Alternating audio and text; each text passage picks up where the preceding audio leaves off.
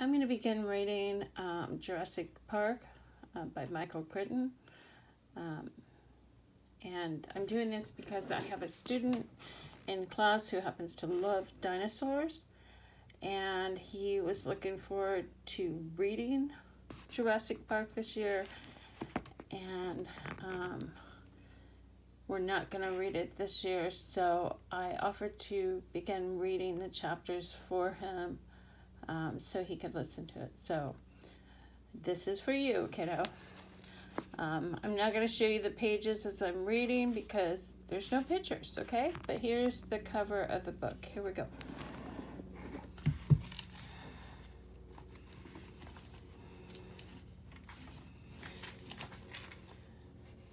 Almost Paradise. Mike Bowman whistled cheerfully as he drove the Land Rover through the Cabo Blanco Biological Reserve on the west coast of Costa Rica.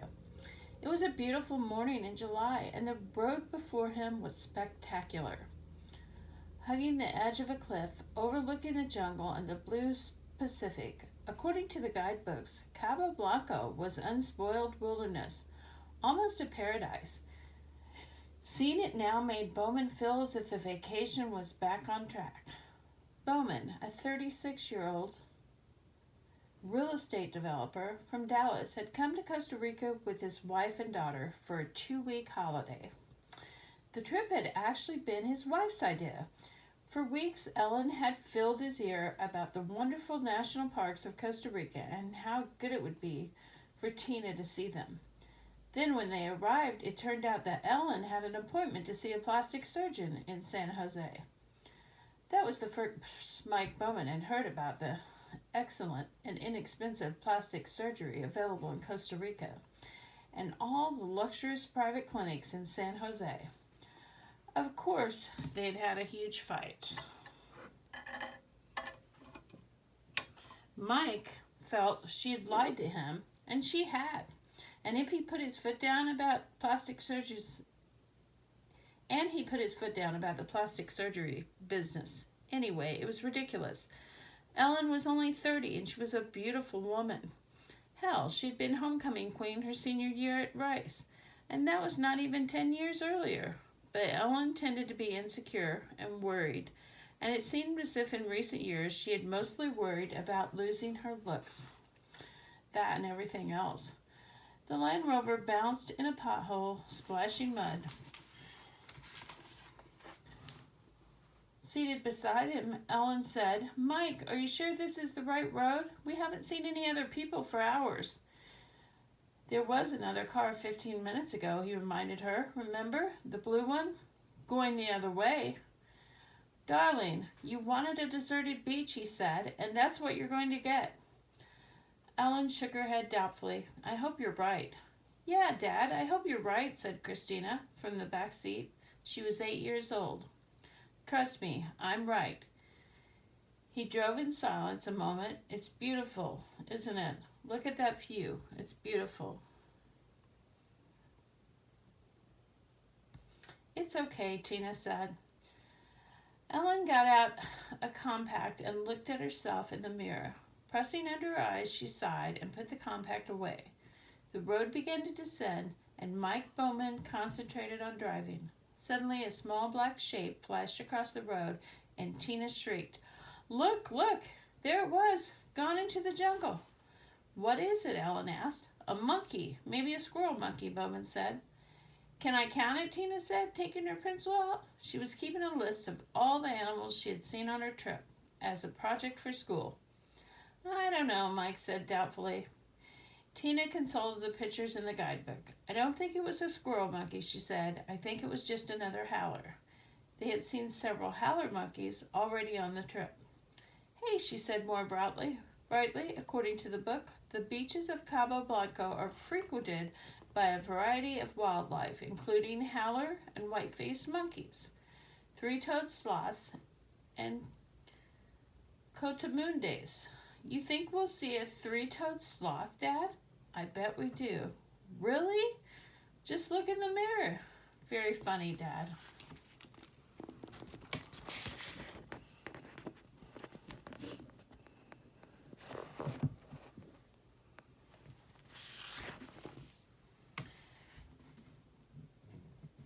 road sloped downward through the jungle toward the ocean. Mike Bowman felt like a hero when they reached the beach, a 2-mile crescent of white sand, utterly deserted.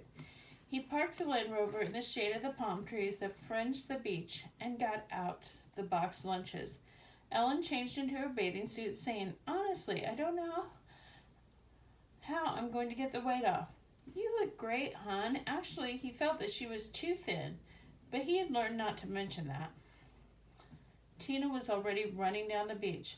"Don't forget you need your sunscreen," Ellen called. "Later," Tina shouted over her shoulder. "I'm going to see if there's a sloth." Ellen Bowman looked around at the beach and the trees. "You think she's all right?" "Honey, there's nobody here for miles," Mike said. "What about snakes?" "Oh, for God's sakes," Mike Bowman said. "There's no snakes on a beach." "Well, there might be." "Honey," he said firmly, "snakes are cold-blooded. They're reptiles. They can't control their body temperature. It's 90 degrees on the sand. If a snake came out, it'd be cooked. Believe me, there's no snakes on the beach." He watched his daughter scampering down the beach, a dark spot on the white sand. "Let her go. Let her have a good time." He put his arm around his wife's waist. Tina ran until she was exhausted, and then she threw herself down on the sand and gleefully rolled in the water's edge. The ocean was warm, and there was hardly any surf at all. She sat for a while, catching her breath, and then she looked back toward her parents in the car to see how far she had come. Her mother waved, beckoning her to return. Tina waved back cheerfully, pretending she didn't understand. Tina didn't want to put sunscreen on, and she didn't want to go back and hear her mother talk about losing weight. She wanted to stay right here and maybe see a sloth. Tina had seen a sloth 2 days earlier at the zoo in San Jose. It looked like a Muppet character, and it seemed harmless. In any case, it couldn't move fast.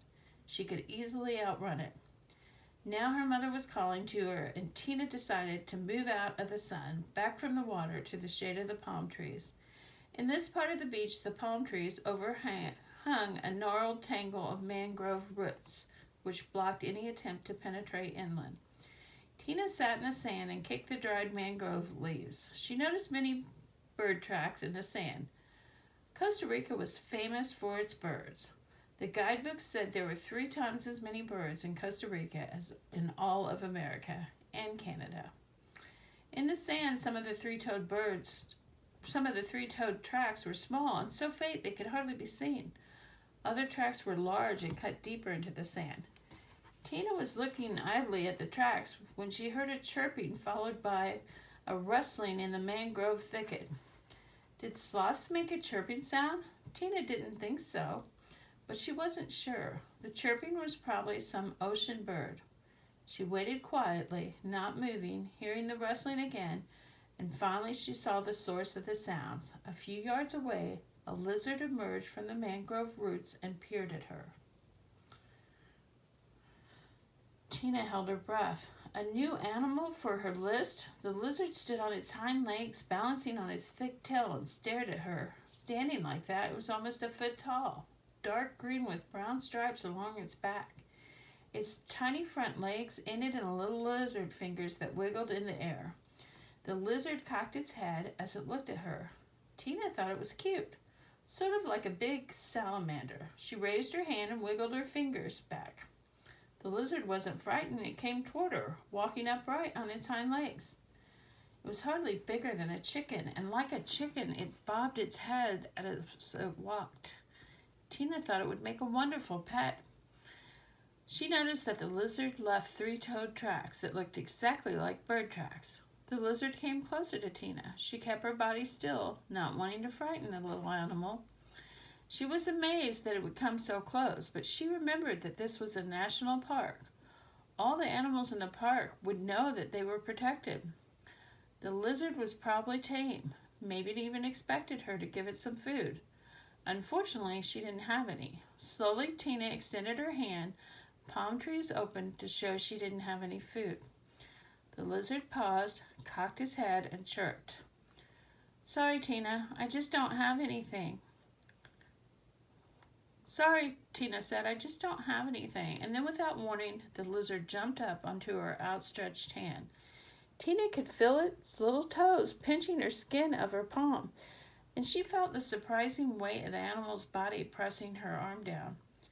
And then the lizard scrambled up her arm toward her face. I just wish I could see her, Ellen Bowman said, squinting in the sunlight. That's all, just see her. I'm sure she's fine, Mike said, picking up through the box lunch pack by the hotel. There was an unappetizing grilled chicken and some kind of meat-filled pastry. Not that Ellen would eat any of it. You don't think she'd leave the beach, Ellen said. No, hon, I don't. I feel so isolated here, Ellen said. I thought that's what you wanted, Mike Bowman said. I did. Well, then what's the problem? I just wish I could see her is all, Ellen said. Then from down the beach, carried by the wind, they heard their daughter's voice. She was screaming. And we'll stop there.